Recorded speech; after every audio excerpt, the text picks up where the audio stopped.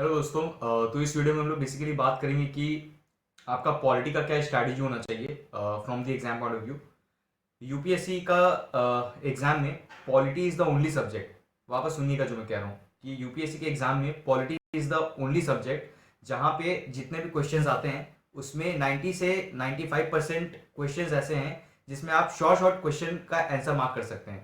ठीक है, अगर आपने अच्छे से लक्ष्मीकांत और अगर आपने अच्छे से पॉलिटी के सारे कॉन्सेप्ट्स अच्छे से पढ़ के रखे हैं तो पॉलिटी में आपको कोई प्रॉब्लम नहीं होने वाला है। और पॉलिटी के क्वेश्चंस अगर आप रॉन्ग कर रहे हैं तो इतना मान करके चलिए फिर प्रीलिम्स क्लियर करने में, कट ऑफ को क्लियर करने में बहुत प्रॉब्लम होने वाला है, क्योंकि हिस्ट्री का क्वेश्चंस बहुत रैंडम आ रहा है। ठीक है, आज आप देखेंगे कि अगर आपने हिस्ट्री के 10 बुक भी पढ़ ली हैं फिर भी कोई गारंटी नहीं है कि आप एग्जाम में सारे के सारे क्वेश्चंस राइट कर दें। ठीक है, या फिर एग्जाम में आप 50-50% ऑफ द क्वेश्चंस भी राइट कर दें। ठीक है, यूपीएससी हिस्ट्री बहुत रैंडम होते जा रहे हैं। ठीक है, साइंस एंड टेक में एप्लीकेशन वाले क्वेश्चंस में तो चलिए answer all of the above है, बट उसके अलावा जो साइंस एंड टेक के क्वेश्चंस आ रहे हैं उसमें आजकल आंसर्स को मार्क करना बहुत टफ हो गया है। तो साइंस एंड टेक के ऊपर भी आप रिलाई नहीं कर सकते हैं। ठीक है, तो पॉलिटी हो गया, इकोनॉमिक्स हो गया, ज्योग्राफी हो गया, ये सब जो सब्जेक्ट्स हैं इसके ऊपर आप फिर भी शॉर्ट शॉर्ट क्वेश्चंस मार्क कर सकते हैं। ठीक है, तो इसीलिए ये सेक्शन आपका वीक नहीं होना चाहिए। तो पॉलिटी का हम लोग बेसिकली देखेंगे कि आपका स्ट्रैटेजी क्या होना चाहिए, आपको कौन कौन से रिसोर्सेज फॉलो करने हैं, आप क्या क्या मैगजीन्स, बेसिकली अगर आप करंट अफेयर्स पढ़े तो कितना आप करंट अफेयर्स पढ़ेंगे, तो इन सब चीजों के साथ में हम लोग इस वीडियो में डील करेंगे। आप अगर देखेंगे कि आज की डेट में क्या हो रहा है कि यूपीएससी जो है वो बस लक्ष्मीकांत तक ही क्वेश्चंस नहीं पूछ रहा है, अब वो लक्ष्मीकांत से बियॉन्ड मूव कर रहा है। आजकल यूपीएससी कॉन्सेप्ट के ऊपर में ज्यादा फोकस कर रहा है। अगर आप पास्ट पेपर्स को अच्छे से इवेल्युएट करेंगे तो आपको पता चलेगा कि प्रियम्बल का अगर मैं एग्जांपल लूं तो socialist, sovereign, secular, Republic, justice, fraternity, equality, ये सब जो कॉन्सेप्ट्स है इसके ऊपर यूपीएससी आजकल बहुत डिटेल में पूछ रहा है। तो अगर आप ये चाहते हैं कि ये सब टॉपिक्स को आप अच्छे से पढ़ें तो एनसीईआरटी आप जाकर के पढ़िए। एनसीईआरटी से आपका ये जो पोर्शन है, जितने भी पॉलिटिकल कॉन्सेप्ट्स वाले क्वेश्चंस यूपीएससी पूछ रहा है वो आपका अच्छे से बिल्ड हो जाएगा। तो मैं 3 रिसोर्सेज बता रहा हूँ ये पॉलिटिकल कॉन्सेप्ट्स के लिए। सबसे पहले ये जो सेक्युलरिज्म, ये सब का जो कॉन्सेप्ट है ना, जो प्रियम्बल में जितने भी कीवर्ड्स हैं उसे आप विकिपीडिया का पहला पेज पढ़ लीजिए। ठीक है, इससे क्या होगा कि एक कॉन्सेप्ट आपकी बिल्डअप हो जाएंगे। दूसरा, आप लक्ष्मीकांत अच्छे से पढ़िएगा, जितने भी प्रियम्बल वाला चैप्टर वो आपको एज इट इज हर एक चीज आपको पता होना चाहिए उसमें। उसके बाद एनसीईआरटी आप बेसिकली जाकर के क्लास 11 का जो एनसीईआरटी है उससे आप जाकर के अच्छे से पढ़ लीजिएगा। इससे आपका ये कॉन्सेप्ट वाला पोर्शन बहुत अच्छे से बिल्ड हो जाएगा। हर साल 1 या 2 क्वेश्चन कॉन्सेप्ट के ऊपर में होते हैं, और अगर आप इस टॉपिक को अच्छे से पढ़ लेंगे तो फिर इस पोर्शन से अगर क्वेश्चन आएगा एग्जाम में तो आपको रॉन्ग नहीं होगा। ठीक है, बेयर एक्ट पढ़ना भी बहुत ज्यादा इंपॉर्टेंट हो गया एग्जाम पॉइंट ऑफ व्यू से, याद रखिएगा। यूपीएससी आजकल क्या कर रहा है आप देखेंगे कि डायरेक्टली ऐसे करके क्वेश्चन फ्रेम करता है कि the constitution of India mentions this, the constitution of India mentions that. ठीक है, कि बेसिक स्ट्रक्चर कॉन्स्टिट्यूशन में दिया है, जुडिशियल रिव्यू कॉन्स्टिट्यूशन में दिया है। तो ये प्रॉब्लम तब आती है एग्जाम में हमें सॉल्व करने के लिए जब हमने बेयर एक्ट के लैंग्वेज को नहीं पढ़ा होता है। तो अगर आप बेयर एक्ट के लैंग्वेज को, कॉन्स्टिट्यूशन के बेयर एक्ट को निकाला आपने, उसकी लैंग्वेज को एक बार गो थ्रू कर लिया, जितने भी आर्टिकल्स है, ज्यादा टाइम नहीं लगता है पढ़ने में। अगर आपने लक्ष्मीकांत पढ़ रखा है अच्छे से तो फिर वापस अगर आप बेयर एक्ट पढ़ेंगे तो आप फटाफट उसे रिवाइज कर लेंगे, 2-3 दिन के अंदर में कंप्लीट हो जाता है, कोई बड़ी बात नहीं उसे कंप्लीट करना। तो इससे एक आपको प्रॉपर तरीके से एक सिनॉप्सिस, प्रॉपर तरीके से एक आइडिया मिल जाएगा सारे जितने भी इंपॉर्टेंट आर्टिकल्स है उसके बारे में। इससे क्या दूसरा बेनिफिट होगा, फंडामेंटल राइट्स वाला जो चैप्टर है ना उसमें हम लोग बहुत ज्यादा टाइम स्पेंड करते हैं पढ़ने में। ठीक है, क्योंकि बहुत ज्यादा बल्कि है। अगर लक्ष्मीकांत बुक में देखे तो सबसे ज्यादा बल्कि 2 ही चैप्टर है, एक पार्लियामेंट वाला चैप्टर और दूसरा फंडामेंटल राइट वाला चैप्टर, जिसमें पढ़ते पढ़ते थक जाते हैं हम लोग, एग्जॉस्ट हो जाते हैं। ठीक है, तो फंडामेंटल राइट, पार्लियामेंट चैप्टर बहुत इंपॉर्टेंट है, हर साल 2-3 क्वेश्चन पार्लियामेंट से आता है। बट जो फंडामेंटल राइट वाला चैप्टर है ना उससे यूपीएससी आप देखेंगे कि जनरली सिंगल स्टेटमेंट में क्वेश्चन पूछता है। जैसे राइट टू मैरी किसके अंदर में आता है, राइट टू इंटरनेट वाला क्वेश्चन पेंडिंग है, वो आने वाले टाइम पे यूपीएससी पूछ सकता है। जैसे यूपीएससी ने क्वेश्चन पूछा था कि राइट टू अनटचेबिलिटी किसके अंदर में, यूपीएससी ने दे दिया था कि ये राइट टू इक्वालिटी का पार्ट है या फिर राइट टू कॉन्स्टिट्यूशनल रेमेडीज का पार्ट है। ठीक है, राइट अगेंस्ट एक्सप्लॉयटेशन का पार्ट है। एग्जाम में अगर आपने ध्यान नहीं दिया होगा तो राइट अगेंस्ट एक्सप्लॉयटेशन मार्क कर दिया होगा, आपको पता होना चाहिए आर्टिकल 17 है तो ये राइट टू इक्वालिटी के अंदर में आएगा। कहने का ये मतलब है कि अल्टीमेटली यूपीएससी कॉन्सेप्ट्स के ऊपर में फोकस कर रहा है। यूपीएससी को डिटेल में पूछने की जरूरत नहीं फंडामेंटल राइट वाले में, बट कॉन्सेप्ट आपका क्लियर होना चाहिए जब आप पॉलिटी पढ़ रहे हैं। तो बेयर एक्ट का एक बार बेयर एक्ट पढ़ना इंपॉर्टेंट हो जाता है, एनसीईआरटी पढ़ना इंपॉर्टेंट हो जाता है, विकिपीडिया से पहला जो पैराग्राफ है सोशलिज्म, सेक्युलरिज्म, ये सब के बारे में उसके कॉन्सेप्ट्स पढ़ना इंपॉर्टेंट है। इसके साथ में आपका एक पूरा पोर्शन कंप्लीट हो जाएगा। ठीक है, फंडामेंटल ड्यूटीज, फंडामेंटल राइट्स, ये सब जब आप पढ़ रहे होंगे तो डिफरेंस के फॉर्मेट में पढ़िए, इन्फोर्सेबल है कि नहीं है। ठीक है, कौन सा राइट पॉजिटिव है, कौन सा राइट नेगेटिव है, किसके लिए कोर्ट जा सकते हैं, किसके लिए कोर्ट नहीं जा सकते हैं, तो इन सब चीजों के बारे में आपको अच्छे से पता होना चाहिए। एनसीईआरटी पढ़ना होगा, कॉन्सेप्चुअल क्लैरिटी के लिए मैंने आपको बता दिया। सिलेबस जो है, क्योंकि अगर आप यूपीएससी का सिलेबस में देखेंगे तो उसमें पॉलिटी प्लस गवर्नेंस दोनों मेंशन है, तो हम लोग गवर्नेंस क्यों नहीं पढ़ते, ये चीज बताइए। अगर यूपीएससी का पेपर में अगर आपने सिलेबस अच्छे से खोल करके देखा है प्रीलिम्स का, तो यूपीएससी वहां पे पॉलिटी भी पूछता है और साथ ही साथ उसने लिखा है गवर्नेंस भी पूछता है, बट फिर हम लोग क्या करते हैं, मेंस के लिए रखते हैं गवर्नेंस वाला चैप्टर, ऐसा हम लोग करते हैं। फिर एग्जाम में जब क्वेश्चन आ जाता है प्रीलिम्स में, हम लोग सोचते हैं कि प्रीलिम्स में क्वेश्चन कहां से आ गया। जब आप पॉलिटी पढ़ रहे हैं तो साथ ही साथ आप गवर्नेंस वाला पोर्शन भी जो मेंस वाला है उसे भी आप प्रीलिम्स में पढ़ करके रखिए। तो आरटीआई का कॉन्सेप्ट हो गया, मान लीजिए वहां पे हम लोग प्रेशर ग्रुप्स पढ़ते हैं, जब जीएस पेपर 2 में पढ़ते हैं हम लोग बेसिकली, तो वो सब कॉन्सेप्ट आप एसएसजी प्रेशर ग्रुप ये सब कॉन्सेप्ट आप पॉलिटी में ही एक बार अगर आप प्रीलिम्स के पहले ही पढ़ लेना तो आपको एग्जाम पॉइंट ऑफ व्यू से प्रीलिम्स में बहुत हेल्प होता है।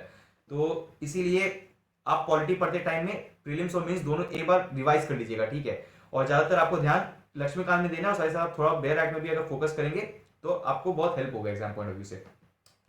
उसके बाद यूपीएससी आजकल एक नया ट्रेंड चल रहा है यूपीएससी में, जैसे यूपीएससी ने मेंस में क्वेश्चन पूछा था डॉक्ट्रिन ऑफ हार्मोनियस कंस्ट्रक्शन के बारे में, तो अलग से जब आप लक्ष्मीकांत पढ़ रहे हैं, क्योंकि लक्ष्मीकांत में डॉक्ट्रिन्स नहीं दिया हुआ है, तो जितने भी इंपॉर्टेंट डॉक्ट्रिन्स हो गए, जैसे अगली बार UPSC doctrine of pith and substance के ऊपर में क्वेश्चन पूछ ले, या फिर डॉक्ट्रिन ऑफ कलरेबल लेजिस्लेशन होता है, doctrine of harmonious construction, doctrine of eclipse हो गया, ठीक है, डॉक्ट्रिन ऑफ प्लेजर आर्टिकल 311 और उसके एक्सेप्शंस दिए हुए हैं, जो बेसिकली पब्लिक सर्विसेज के साथ में डील करते हैं, तो ये सब डॉक्ट्रिन्स के बारे में आपको पता होना चाहिए। तो मैं एक ऑलरेडी डॉक्ट्रिन्स के ऊपर में वीडियो बना करके डाल दे रहा हूँ, जिसमें जितने भी डॉक्ट्रिन्स है 25-30 मिनट में आप सब कवर कर लेंगे। अगर आप वो वीडियो देख लेंगे फिर अलग से आपको डॉक्ट्रिन्स पढ़ने की जरूरत नहीं है।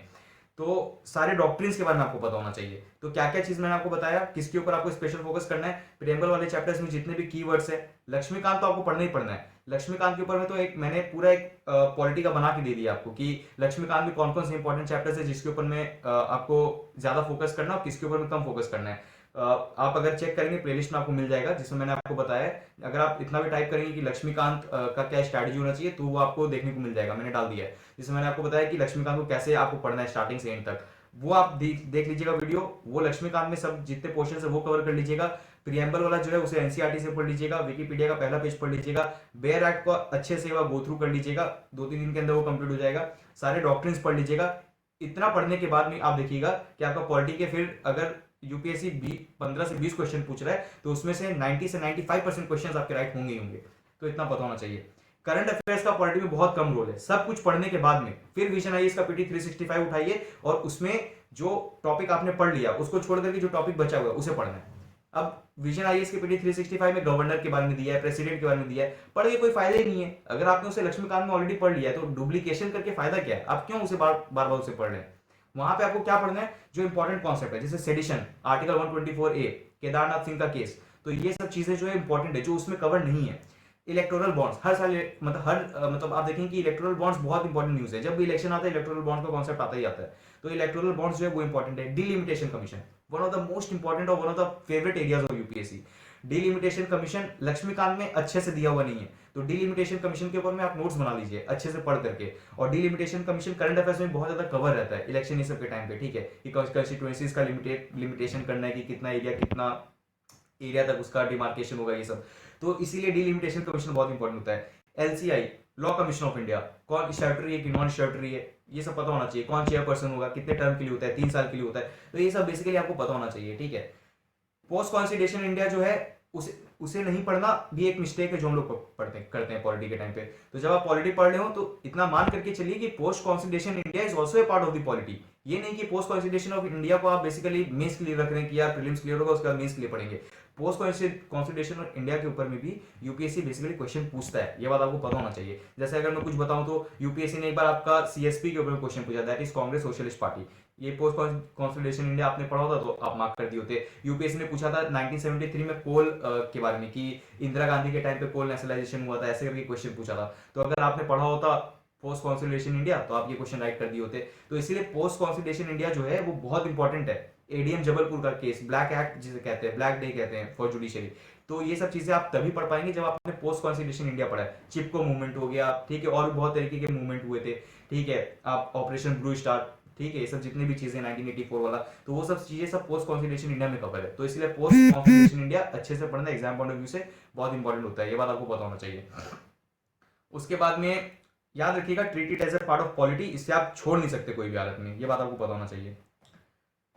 अब मैं बात करूं कि फोकस ऑन इंपॉर्टेंट टॉपिक्स। तो लक्ष्मीकांत, जैसा कि मैंने आपको बता दिया, ठीक है, कि आप जब भी पढ़ रहे हो लक्ष्मीकांत बुक को, तो आपको बेसिकली उसे डिफरेंस के फॉर्मेट में पढ़ना है। जैसे फंडामेंटल राइट, डीपीएसपी, ये सब हम लोग पढ़ते तो रहते हैं, बट इसे आप थोड़ा डिफरेंस के फॉर्मेट में पढ़ लेंगे ना, कि कौन सा नेगेटिव राइट है, कौन सा पॉजिटिव राइट है, तो आपको पढ़ने में आसानी होगा। यूनियन स्टेट वाला जो चैप्टर है, सेंट्रल गवर्नमेंट और स्टेट गवर्नमेंट वाला जितना भी चैप्टर है, उससे आपको डिफरेंस के फॉर्मेट में पढ़ना है। मान लीजिए आपने president, parliament, council of central council of ministers जो है, वो सब अगर आपने अच्छे से पढ़ लिया, पार्लियामेंट्री कमिटीज ये सब, तो स्टेट लेजिस्लेचर जब आप पढ़ेंगे तो आपको बहुत कम एफर्ट लगेगा।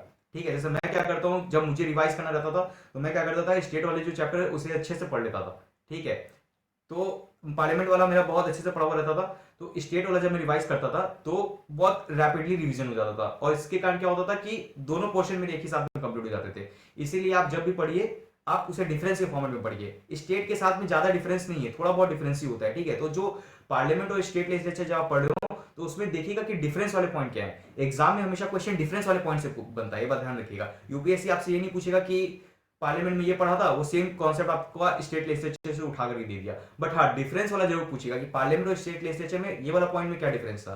तो डिफरेंस के फॉर्मेट में पढ़ना है बेसिकली। वैसे ही आप शेड्यूल एरिया, शेड्यूल ट्राइब पढ़ रहे तो फिफ्थ और सिक्स शेड्यूल को डिफरेंस के फॉर्मेट में पढ़िए। आर्टिकल 2, 3, 4 के बीच में आपको डिफरेंस पता होना चाहिए। तो डिफरेंस के फॉर्मेट में ही पढ़ने से चीजें लॉन्ग टर्म रिटेन कर पाते हैं आप लोग। यूनिटरी फीचर्स और आपका फेडरल फीचर्स में क्या डिफरेंस है, तो ये सब चीजें यूपीएससी का मोस्ट फेवरेट एरियाज है। तो इंपॉर्टेंट एरिया जो है यूपीएससी का, उसे आपको अच्छे से कवर करना है। अगर आपने वीडियो नहीं देखा है कि लक्ष्मीकांत का इंपॉर्टेंट एरियाज क्या है, तो आप जाकर के पहले उस वीडियो को देखिएगा। उससे आपको बेसिकली कॉन्सेप्ट क्लियर हो जाएगा कि लक्ष्मीकांत में हमें क्या अवॉइड करना है और क्या चीज के ऊपर हमें ज्यादा फोकस करना है। ठीक है, तो यही आपका पॉलिटिकल स्ट्रैटेजी है। वापस अगर मैं 1 मिनट में बताऊं आपको सबको कि आपको क्या चीज के ऊपर ज्यादा फोकस करना है, तो कहने का यही मतलब है कि पॉलिटी जो है उसमें गवर्नेंस भी आता है। तो सिलेबस में प्रीलिम्स का यही दिया हुआ है। तो आप जब पॉलिटी पढ़ रहे हो, तो मेंस वाला जो एंगल है जिसमें प्रेशर ग्रुप्स, एसएसजीज, ये सब क्या पढ़ते हैं, आरटीआई के बारे में पढ़ते हैं, तो उसे आप प्रीलिम्स के पहले कंप्लीट कर लीजिए। दूसरा, जितने भी डॉक्ट्रिन्स है, ये यूपीएससी आने वाले टाइम पे पूछ सकते हैं डॉक्ट्रिन्स, क्योंकि यूपीएससी ने मेंस में आया था। और जैसा कि आपको पता है कि मेंस के क्वेश्चन प्रीलिम्स में रिपीट होते हैं और प्रीलिम्स के क्वेश्चन मेंस में रिपीट होते हैं, तो आप उसे छोड़ नहीं सकते हैं। तो सारे डॉक्ट्रिन्स आप बैठ करके पढ़ लीजिएगा। दूसरा बात। तीसरा बात कि जितने भी करंट अफेयर्स के पीछे हम लोग भाग रहे हैं पॉलिटी के लिए, पढ़ने की जरूरत नहीं है। करंट अफेयर्स है पॉलिटी का सबसे लास्ट में पढ़ना है हमें। सब कुछ पढ़ने के बाद में अगर टाइम बचता है तो करंट अफेयर्स पढ़िए, नहीं अगर करंट अफेयर्स पढ़ने का टाइम नहीं बचता है पीटी 365 पॉलिटी का, छोड़ के चल जाइए तो भी कुछ नहीं होने वाला है। पर कुछ कुछ टॉपिक्स है जो आपको अच्छे से पढ़ना है, जैसे डिलिमिटेशन, कमीशन, सेडिशन, ये सब अब स्टैटिक का पोर्शन बन चुके हैं। ठीक है, अब ये करंट अफेयर्स का पार्ट नहीं रहे, अब ये स्टैटिक का पोर्शन बन चुका है, तो इसे आपको अच्छे से पता होना चाहिए। चौथा, पोस्ट कॉन्स्टिट्यूशन इंडिया जो है उसे आप छोड़ करके नहीं जा सकते हैं। पोस्ट कॉन्सोलिडेशन इंडिया जो है वो पॉलिटी का पार्ट है, क्योंकि यूपीएससी पोस्ट कॉन्सोलिडेशन इंडिया से 1-2 क्वेश्चन पूछ रहा है हर साल। ठीक है, लोग पढ़ करके जा रहे हैं और लोग राइट कर रहे हैं, तो पोस्ट कॉन्सोलिडेशन इंडिया को आप छोड़ नहीं सकते हैं। ठीक है, और लास्ट बोलूं तो बेयर एक्ट को आप एक बार गो थ्रू कीजिएगा, स्कीम कर लीजिएगा 2-3 दिन के अंदर में। इसके अलावा पॉलिटी का पूरा पोर्शन आपका कंप्लीट हो जाएगा और आपको अलग से कुछ रिसोर्सेज फॉलो करने की जरूरत नहीं होगी। ठीक है, तो ठीक है दोस्तों, इसी के साथ फिर हम लोग दूसरे वीडियो में मिलते हैं, जिसमें मैं आपको बताऊंगा कि और बाकी सब्जेक्ट्स को आपको किस हिसाब से डील करना है। इकोनॉमिक्स का ऑलरेडी मैंने स्ट्रैटेजी वीडियो डाल दिया है, तो आप इकोनॉमिक्स का भी मोस्ट इंपॉर्टेंट, मैंने 50 मोस्ट इंपॉर्टेंट टॉपिक्स बताया इकोनॉमिक्स के, जिसे आप एग्जाम के पहले पढ़ के जाएंगे ही जाएंगे, उसे आप छोड़ नहीं सकते कोई भी हालत में। तो 50 मोस्ट इंपॉर्टेंट टॉपिक इकोनॉमिक्स का आप देख लीजिएगा। और ट्रिक्स के वीडियोस मैंने डालना स्टार्ट कर दिया है, तो आप जितने भी 2020 और 2021 के पेपर की जितने भी ट्रिक्स के वीडियोस हैं वो मैंने डाल दिया है, तो उसे आप बेसिकली गो थ्रू करके आप जस्ट एक आइडिया लगा सकते हैं कि एग्जाम में पेपर सॉल्व कैसे किया जाता है। ठीक है, दावे के साथ कहता हूं कि उन सब वीडियोस को देखने के बाद में आपका प्रीलिम्स का स्कोर बहुत रैपिडली बूस्ट करने वाला है। तो आप देख करके मुझे जरूर कमेंट करके बताइएगा कि आपको वीडियोस कैसे लग रहे हैं। ठीक है।